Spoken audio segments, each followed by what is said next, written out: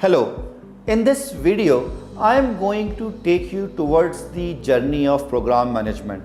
One of the problems that I face when I talk about program management is that lots of companies and individuals are considering program management as a collection of related projects. And when I talk about related project, it means projects are multiple projects within one department, or multiple projects for a client, or multiple projects for one sector or vertical.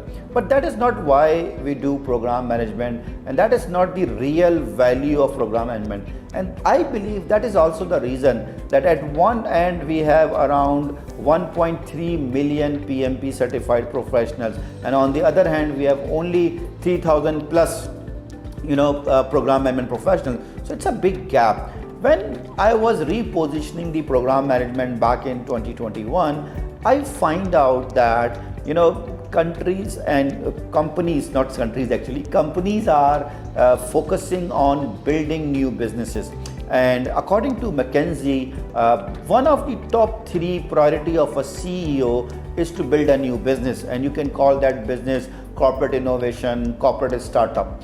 And they want not just to build a new business, they also want to use this business to generate minimum 50% revenue of their current business. So you can see that if you are in a billion-dollar company, it's not about an ordinary startup which is earning $1 million, $10 million, $50 million. I'm talking about here $500 million minimum to have it. In that perspective, and you are going to talk about that much mindset, that much value for your new business, then project management is not something that we can utilize to achieve that feat. We need to see program management methodology or framework for building a new business within an organization. Generally, when we talk about project management, we talk about scope, time and constraints. But when we talk about program management, we talk about benefit, time and cost constraints. What is benefit? Benefit is basically business objective that we are going to achieve within a given timeline or within a stated timeline. In that perspective, when we do any initiative, right, every initiative has a product objective and a business objective. When I talk about, and I generally use this example a lot of time, when I talk about CRM, customer relationship management system, CRM, the business objective of CRM is increase sale. I would say one of the business objective of CRM is increase sales. But when I talk about the product objective of CRM, it's to have function and features that can track the leads, capture the leads and rank the leads and convert the leads into sales and see the sales team you can say achievements. But very interestingly, when we talk about doing that initiative as a program, it's not only to achieve the product objective, it's also to achieve the business objective within a given timeline, because program is also temporary. So in that case, my related projects would be building the CRM, hiring the sales team, training the sales team, and yes, making sales, right? And see that how it is going to increase sale within a specific timeline. And then when we are going to transition our product or service, we are not only transitioning the function, features and assets, we are transitioning them the working or the CRM that is generating sales for our company. And now the company representatives or customer or business and operations or sales team, they are going to continue utilizing or realizing the benefits that we have generated. So that's very interesting to see the value of program management. When we use that mindset of building the new businesses, it will give us the leverage of seeing the overall result of program and the new business in an organization. And then the third important aspect is the program manager. So organizations and corporations are looking to build new businesses. They need to use program management as a tool or a framework to build new business. And then when program manager is going to achieve that feat, when program manager is going to launch a new business which is going to generate currently business revenue or 50% of the current revenue of the business, then what is the value of program manager? What is the future of program manager? Yes, program manager is going to be the next CEO, because program manager worked as a temporary CEO, because program is temporary. So program manager worked as a temporary CEO within a program to deliver these benefits, and now he or she is basically destined to become a next CEO. And this happened for Google CEO, this happened for Microsoft CEO, and this happened for lots of people across the world. But maybe they were not calling that thing as a program, they were calling it as a product. But now that shift is happening, and you can say that we need to also adopt that shift in our career, in our organization. So you can see that if we want to see what is our future, how we are going to look at the organization and our career, that can be join forces together when we are going to align or achieve that sweet spot.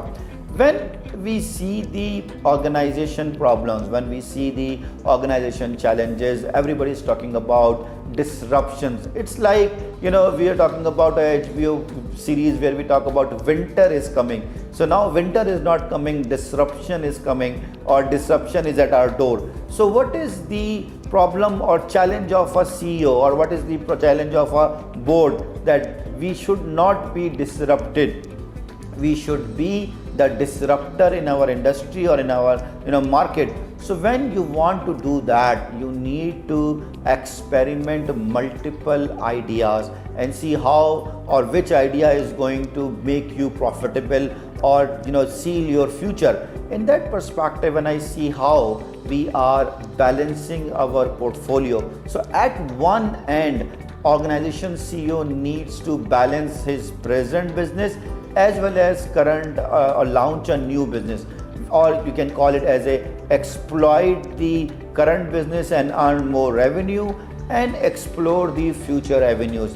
When we are going to exploit the current business, we need to run our operations at optimal speed or with maximum efficiency, and we need to launch multiple projects that will help us to increase efficiency, effectiveness and marketability. But on the other hand, we need to launch multiple programs that are going to test our hypothesis and experiment new businesses and make them business profitable. So that's how we see the implementation of project versus program mindset.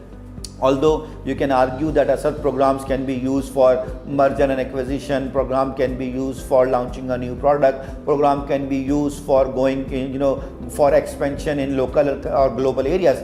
Yes, all these initiatives are for supporting the core business or exploiting the current business. I totally agree with you. But the point is, what do you want to achieve? What is the maximum value of program management? Either you want to use them to launch the current business in new area, or you can say economy of scale, or you're going to use program management for launching a new business.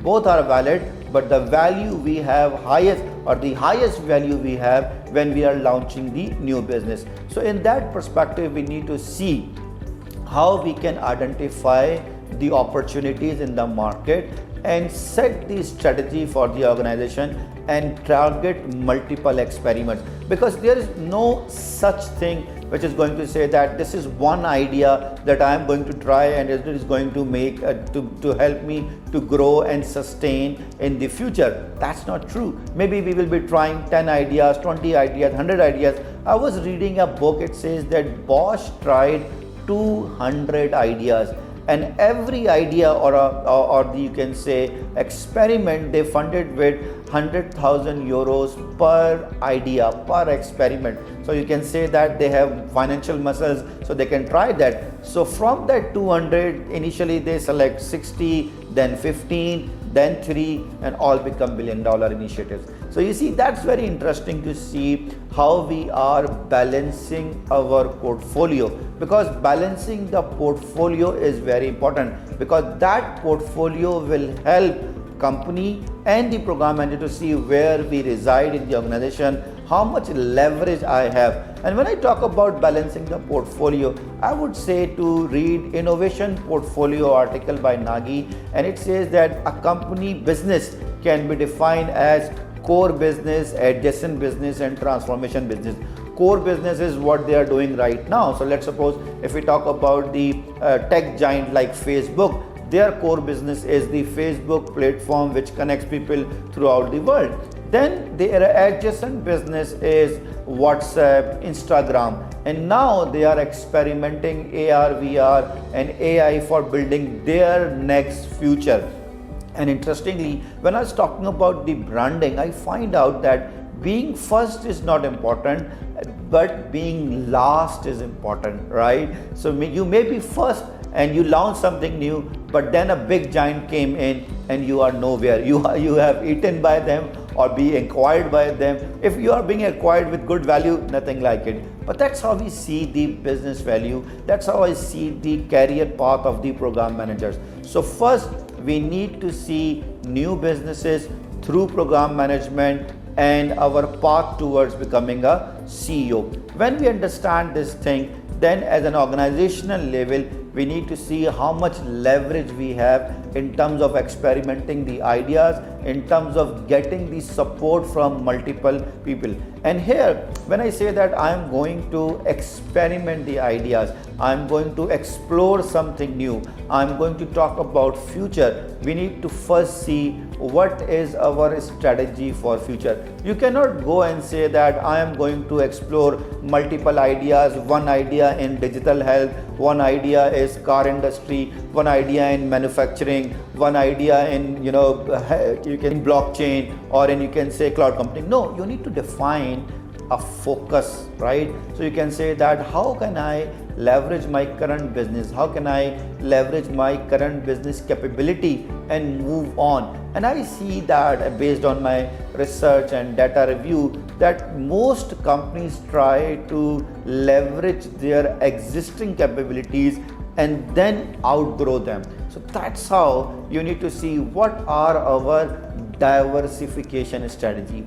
That diversification strategy will help you to identify the opportunities in 1 and 2 areas rather than going all out and see what is next and what we can drive. That is not going to help.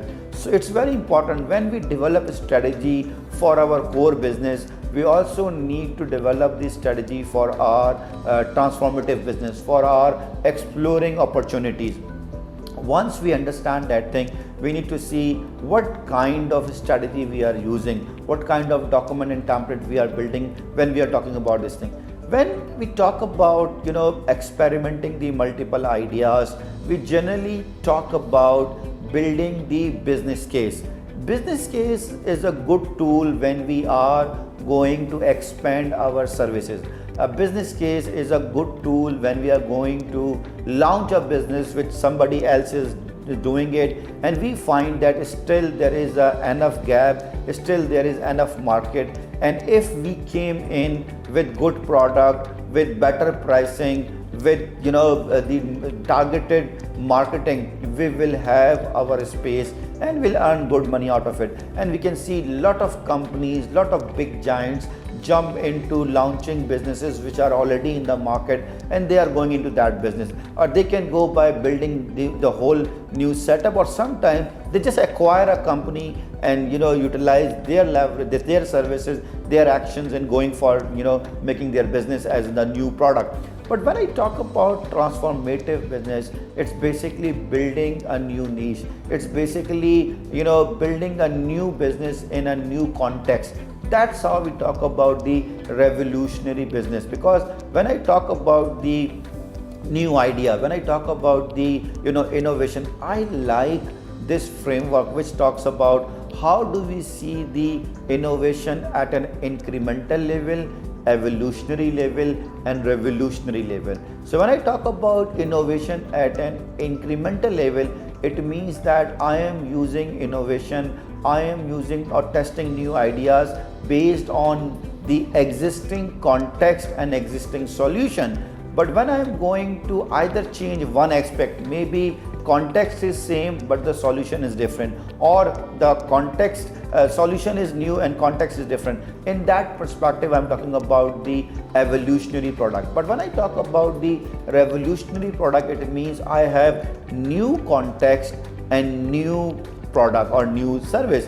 that's how I'm going to build something that is going to change the market or disrupt the overall market. So we need to see what is our innovation strategy, how big leverage we can use or try or experiment.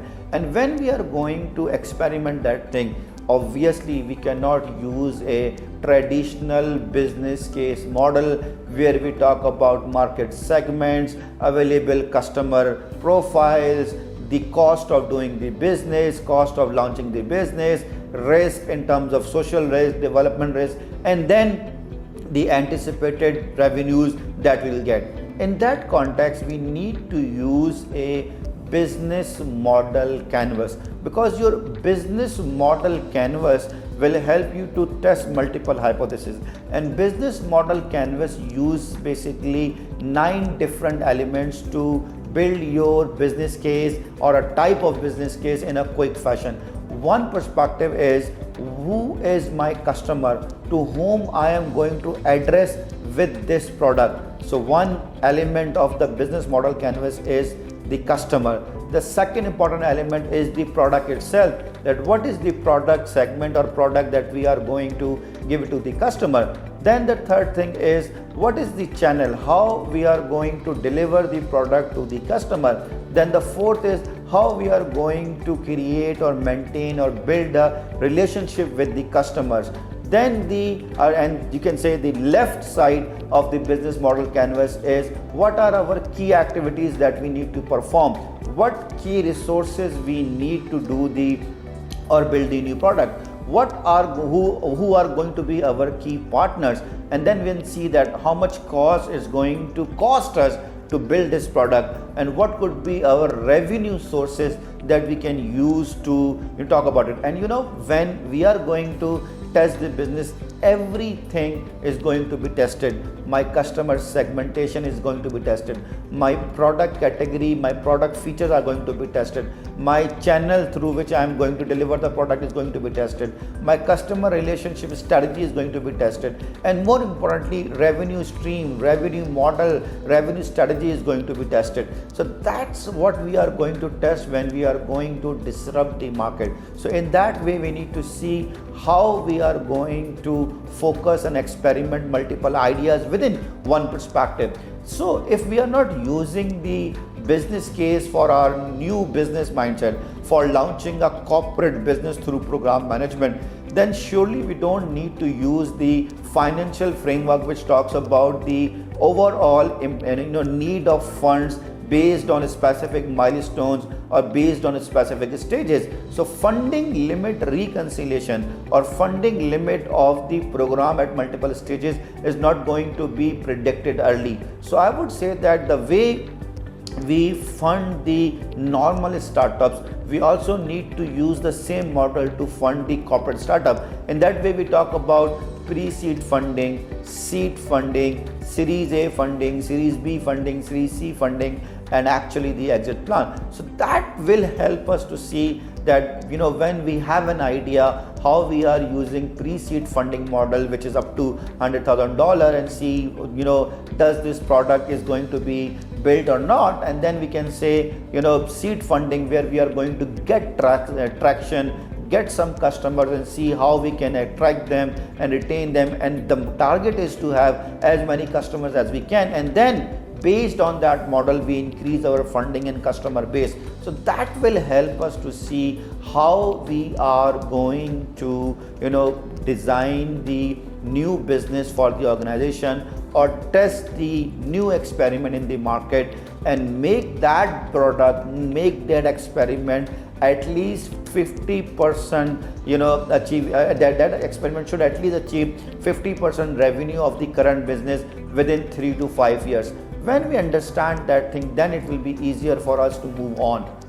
When we got the approval of our experiment, or I must say a new business development program, now it's time to talk about how we are going to use the program management lifecycle.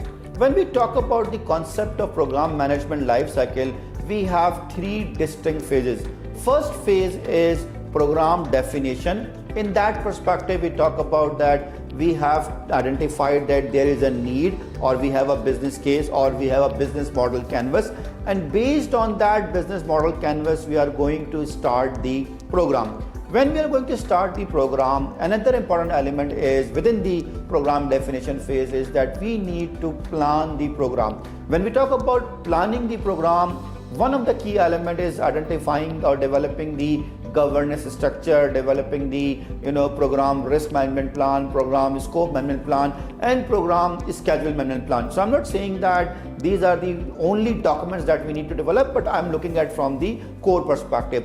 In that perspective, when we talk about the concept of program lifecycle and saying that we got the program definition phase, within definition we formulated the program, we developed the high level program, and now we need to deliver the program. When we talk about delivering the program as the second biggest phase or the lifecycle phase of program, it means that we are authorizing and initiating the individual components within a program. We are actually basically monitoring and controlling the program components, or you can say doing the third is the integration of the program components into the business, and finally closing the program.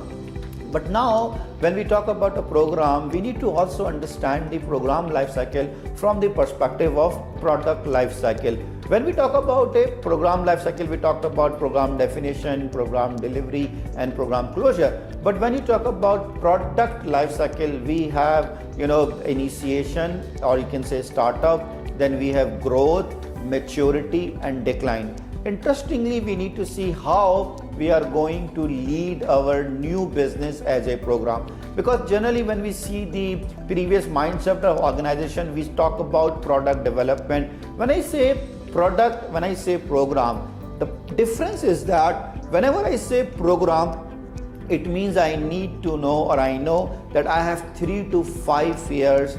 Either I am going to make it profitable, make it revenue generator, or just we are going to abandon it. On the other hand, when I talk about product lifecycle, we don't have fixed end date in our mind. We will develop, we will grow, and make decisions along the way.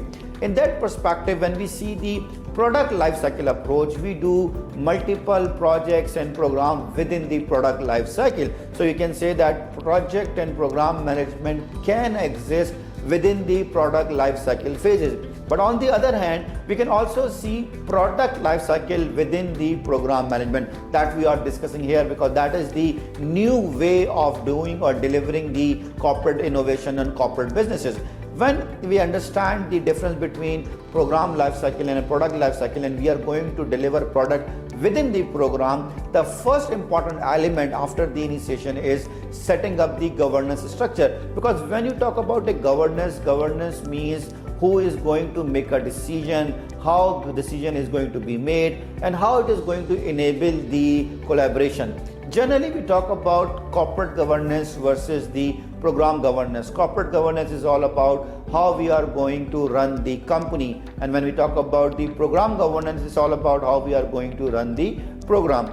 Generally, people got confused between governance and management. So you can say that governance is all about formulating the strategy, and management is all about executing those strategies. So that's how we can define at a high level the difference between governance and management. But I would say the biggest element here is not just to talk about decision making and governance and seeing the traditional project management mindset where we talk about the levels of governance like steering committee, functional committee, program committee, and project committee. We need to see governance from the perspective of designing the organization. When I say that program is going to launch a new business, when I say that new business development is launching is setting up a new company within a company, or program is a temporary organization within an organization, and program manager is a temporary CEO. When we say all these perspectives, then a company needs an organization structure,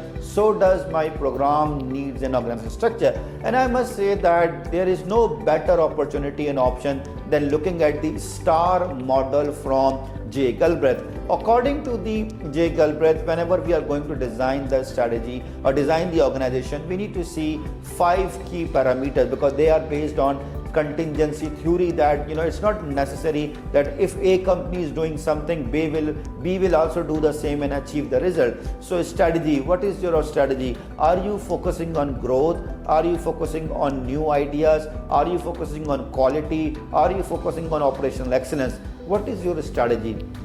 Based on strategy, you need to develop the organization structure. So if you are talking about leading the market, building the transformation environment, then your organization structure needs are very different, other than when you're talking about launching a business which is already being launched in the market and you want to tap the untapped market within the available product segment. So you see, these are the two ways to look into it. Then the processes, lots of time company says that we want to be innovative, we want to grow, we want hyper growth, and then they say that you for every procurement you need to go through procurement, and procurement will take 6 months, 3 months for delivery of one project, and we are saying we are going to be agile. We cannot be agile with the slow processes. So we need to see how we are going to design the process. And then more importantly, the people, lots of time we have people who has capability to run the operations, those who have capability of professional management, how to manage the efficiency. But when it comes to experimenting new ideas, when it comes to leading the transformative projects, they lack the entrepreneurial mindset. So these are two separate things, right? So that is why people are saying that MBAs are not providing the entrepreneur, because MBA is all about efficiency and effectiveness and leading the established business. What about starting a new business? What about establishing a new business? What about testing the new ideas? That is where a traditional MBA lacks. That is why we need to see, do we have entrepreneurial mindset people, or do we have people who are focused on efficiency? If we want to run the operations, and if we want stability, then of course we need professional management. But when we want to try new ideas, experiment new areas, disrupt the market, professional management is not required here. We need more entrepreneurial risk approach people. Then the reward criteria. You cannot just talk about and give them the appreciation letter and recognition emails. You need to talk about the concrete steps and concrete equity shareholding in your new businesses. These are the approaches that you need to look into it when you are talking about building a new business. And when you talk about building a new business within a program, you also need to design the program governance structure. Not just the governance structure, also see how we are going to build the culture of a program. Culture is more importantly that how people are interacting with each other. In that perspective, when we talk about culture, we can use cultivation culture, competence culture, control culture, collaboration culture. So we need to see that what kind of a program, what is our transformational product as a whole. Do we need to collaborate with multiple companies to launch it? Do we need to do a lot of R&D to launch it? Are we going to be innovative in our product perspective? Is it going to be in a structured industry? That are the elements that we need to look into it when we are going to design the program governance. Once we understand the program governance and take the necessary steps and the models to design it, it's another step to identify who are our stakeholders. Generally, when we talk about our program stakeholders, it's not that who are doing the project. It's not a traditional definition of looking at the stakeholders that who are going to impact the project and being impacted from the project, or impact from the program, or being impacted from the program. When we see the program, we need to see two major big groups other than the program team and the stakeholders. One is the internal management support, because whenever there are crises, whenever there are some fund congestion, what we do, we kill our innovative projects, we kill all of our trainings because we think they are overhead. We need to focus on our core business. So we need to see how we are addressing these challenges when it comes to understanding or getting the support for our new business. So stakeholder group in terms of program sponsor, in terms of program promoters, and then when we are building the program, when we are doing the new business, we may need support from other departmental resources. At the start, maybe they are skeptical, but the point is that when they see that ball is start moving it becoming a snowball and becoming bigger and bigger. The people who were actually initially resisting your idea, or they were just neutral, now they want to jump in and take credit of it. How do you engage these resources, utilize their capabilities, and still be the head of the overall program? These are the key elements that you need to look into it when we are seeing the program stakeholders from one perspective. The other perspective is your stakeholders. When you talk about external stakeholder like customer, like regulatory requirements, like media, like NGO, like your potential competitors, you need to see how they are going to unfold, what kind of a stakeholder I need to interact, what kind of a strategy I need to make for them. And most importantly, the key element is what is my communication model and mechanism that I need to build when we are going to engage these stakeholders. So these are the key elements, key takeaways that we need to understand when we are designing our program and understanding the overall stakeholder relationship within a program. So identification of a stakeholder and analysis of a stakeholder is critical in our program. We can't see them and stop them that we will look into it when it is needed. No, we need to start taking care of them from the start of the project or from the beginning of the program. So that's how we look at the stakeholders. Another important element when you talk about the stakeholder is understanding their needs and expectations. Sometimes when we talk about building a new business in a multi-billion-dollar company or a multi-million-dollar company, one of the key expectation is that the idea, the new business is going to be minimum 50% of the current business revenue. That is a big ask. So we need to see what is our growth engine, how we are going to sustain and build the growth of our new idea, and what is our scalability and sustainability, how we are going to hold the competitor in this environment. Let's take an example of ChatGPT versus Google Bot. ChatGPT utilizes billions of dollars of fund to make it, and now here comes the Google Bot. Yes, right now Google Bard is not the big giant, or it's not competing the way it should compete with the ChatGPT, but who knows about the future, right? So maybe they are going to leverage their existing customer base to see and utilize the Google Bard, or maybe they fail. So these are the elements that we need to look into it when we are talking about stakeholder engagement at the initial time of the program planning. Once we understand that perspective and understand the dynamics of program stakeholders, next important element here in this perspective is what are the key benefits that we are going to generate. Generally, when we talk about benefits are assets that we are going to build, or the benefits are values that company or other stakeholders are going to generate. Benefit could be tangible, benefit could be intangible. So tangible benefit is increase in revenue, intangible benefit is our brand value, right?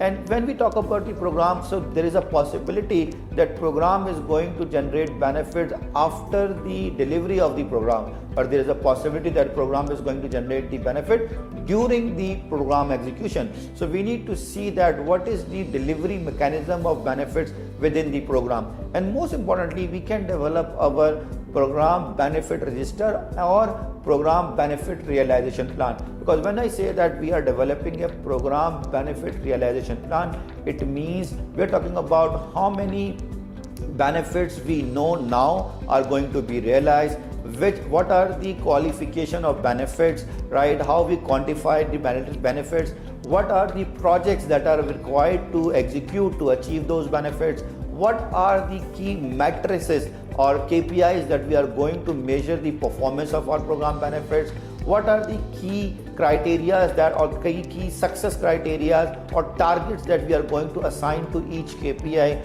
who is responsible or which group is responsible to achieve that KPI, and what is the target date that we can look for within the organization perspective when we are talking about delivering the benefits within 3 to 5 years. So these are the key aspects that we look into it when we talk about benefit register and benefit management plan. We also prioritize the program benefits. When we understand these dynamics, it helps us to identify the program components, or you can say program projects. Interestingly, when we talk about program components, there could be some program projects which were initiated before the program was conceived. There were some ideas, there were some tests that was already going on in the company, and then when you launch a program, they become your program projects. So there is a possibility that program projects were initiated before the program itself. Then during the program execution, we will be initiating a lot of projects, and we will be seeing the dependency of projects among them. In that perspective, we need to see the program project scope, or we can see or we can develop a program WBS, work breakdown structure, that what are the program projects or components, what are the deliverables of each program components, and what we are not going to do when we are going to test the overall perspective of the program results. Another important element is that it's not necessary that at the start of a program I know what are the key deliverables and key expectation of each program project. So maybe we can use design thinking approach to unleash, to uncover, to unearth the specific function and functionalities of each project that we are going to deliver and produce. Like this course, when I was envisioning this 60 hours PDU, so the idea was to have $1 per PDU course, and I was thinking about project management, program management, portfolio management, agile project management, strategy, design thinking, and multiple perspectives. And then down the line I find out that why not I use this to build your entrepreneurial skill and help you to understand how to identify the opportunities, how to build the business based on opportunities, how to grow your business based on the opportunities or based on the business that you set, and how do you make a multi-business environment. So when I start understanding these things, I find out world top courses like Harvard course of owner and president, which costs you $150,000, like Wharton course of global CEO, like the Stanford course of impactful CEO. When I understand these top big names, that how they are training the existing CEOs and how they are making their impact in a bigger way, I think why not I use the same model for my course. And that's where I am using design thinking. I talk to 50 people, 50 PMPs, that how do you want to earn your PDUs? What should be your ideal way of looking into it? And it's not necessary that when I was talking them, they knew what they want. Maybe when you talk them, they know, they ask incremental requirements, they ask something which are minor, that is not going to impact in a big way.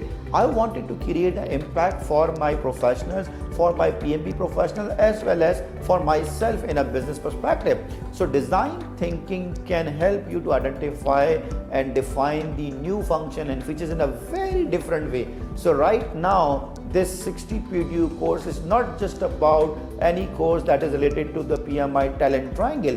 These are highly aligned with the global universities format of becoming a CEO or increasing your impact or your organization impact by utilizing multiple business models and environments. So you see, these are the things that we are identifying and defining when we are doing it. So program scope is exploratory in nature when we are talking about launching a new business. Maybe we start with one mindset, we end up with another mindset. That is referred as hunter mindset in program scope perspective. When we identify and define the program WBS utilizing the design thinking mindset, we can also use a system thinking mindset to see what are the components, what are the elements that we need to look into it. We cannot just talk about the product itself. We need to see who is going to use the product, in which environment they're going to use, what value they are going to generate, which organizations they are going to hire them. All these factors are required to see not the individual component but the overall system as a whole. Once I understand the difference between design thinking and system thinking and leverage both for defining the scope of the program, next is to understand the complexity of program components, dependency of multiple program projects among them, and developing a program roadmap. That what are my program roadmap, what are my key milestones that I can anticipate, what are the quick wins that I can look for. That will help me to estimate the overall time and cost of my program with the intended benefits. Once I understand these perspectives, then the next important element is to identify what are my program risks, how I am going to address those risks. When I talk about program risk, one of the key elements that I need to look into it when I'm doing the program as a new business or program for new business building is what are my company strategic risk thresholds. What should be their risk threshold in terms of scope, in terms of time, in terms of cost. So let's suppose when we are building a new business, the overall cost threshold or benefit threshold is that this business should be able to generate minimum 50% of the revenue of current business. So that's how we think about it. We cannot talk about 10%, 5%, 20%. That is the risk threshold that we are looking into it. Same way, we cannot take 10 years. We need to start generating some revenue probably from second year or once first year. That's how we talk about the schedule, threshold in terms of the benefit achievement or benefit development. Same with the cost perspective, that how much cost we are going to generate, when we are going to generate our cash flow, and do we need some cash or we need to generate from ourselves. So these are the risk thresholds that we need to look into it when we are executing the program for corporate business. Another important perspective is that when we talk about the program, we need to identify what are the business risks, what are the product risks, what are the adoption risks. It's not necessary that we only talk about the technical risk of developing the products. We also need to see what are the risks that we need to address in terms of developing the products, in terms of marketing the products, in terms of gaining the initial traction, in terms of retaining the customer, in terms of adopting the new technology. So these are the elements that are going to impact us in terms of delivering the product and service and achieving the benefit, all as well as the disruption of the market.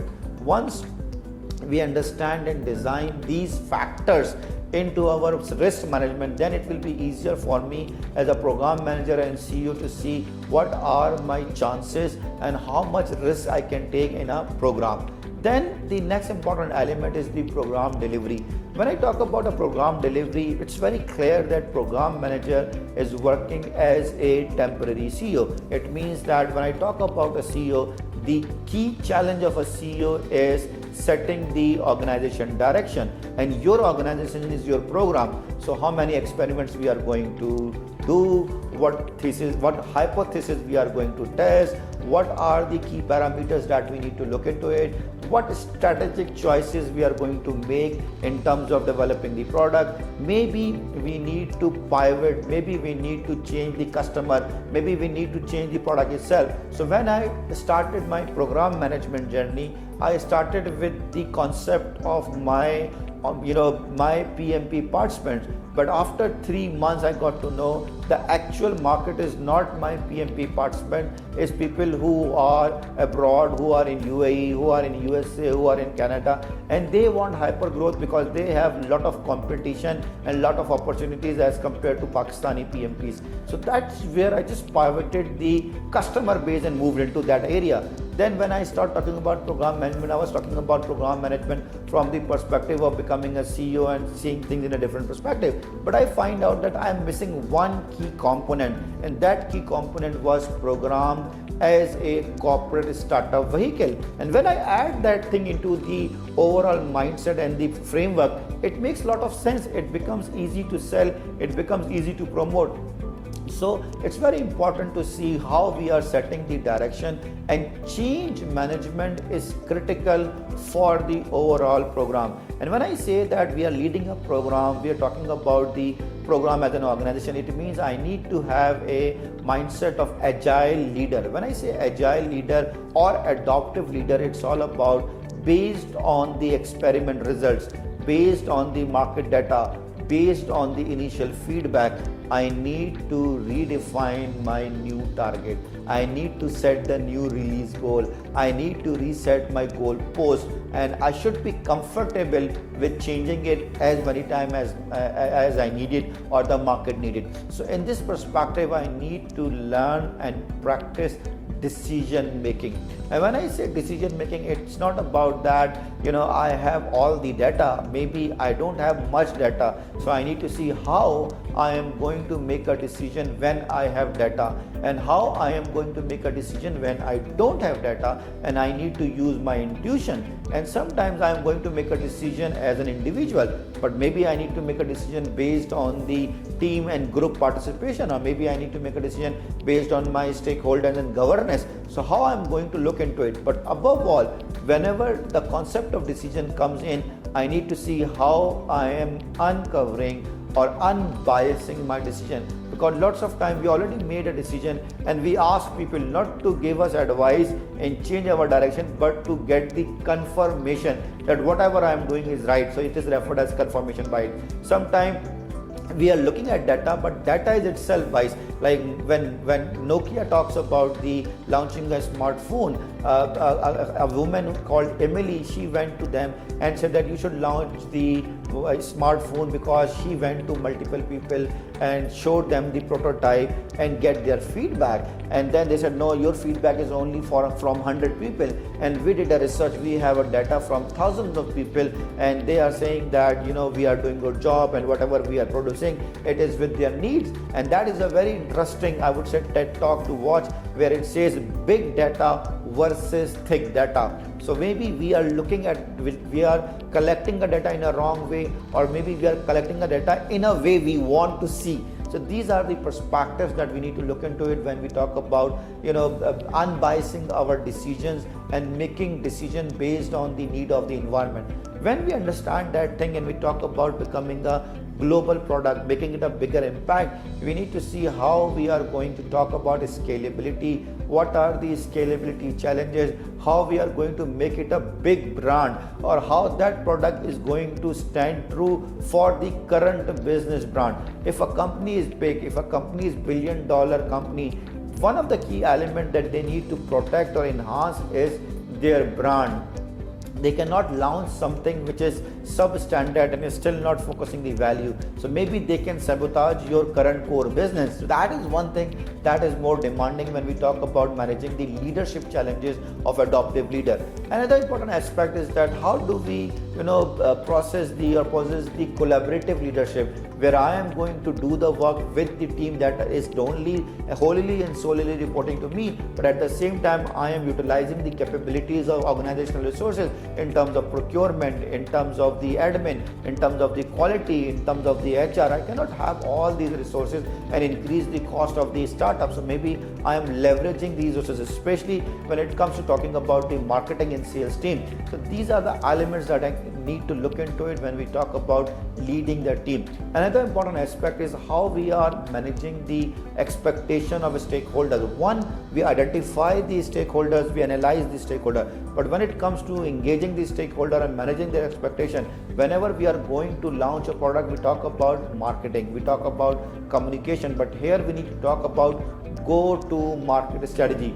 Go-to-market strategy is different than the traditional marketing strategy. In a traditional marketing strategy, we talk about product and we talk about their features, and we want to be in the minds of the customer. We don't want to sell it, but we want to continue in their mind, so that they keep doing the buying and they keep continue using their buying behaviors.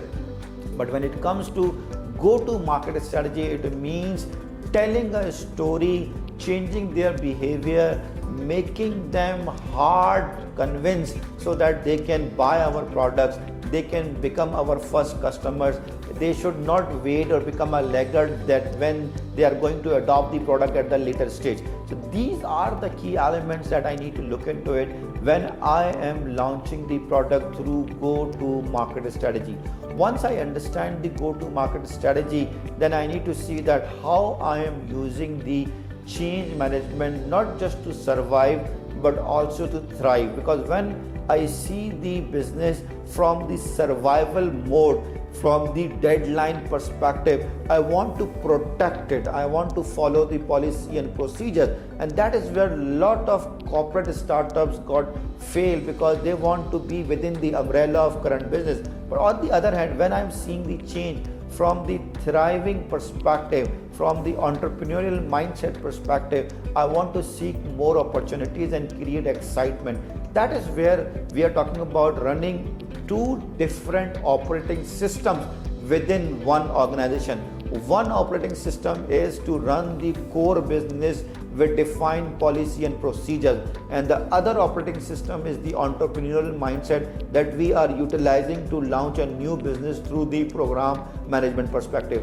When we understand and comprehend these things, change management becomes easier for us, and pivoting our idea, changing the customer base, challenging our assumptions, and discussing how we can improve better is the core component. Another key element that we need to look into it when we talk about the program management is their performance. So performance is not only about how much work we have done, how many milestones we have achieved. Another key component is that we can use the very interesting model that we use for startup is problem solution fit. That did we develop the product, or are we able to solve the technical problem or not? Second is that product market fit. Is customers are buying it or not?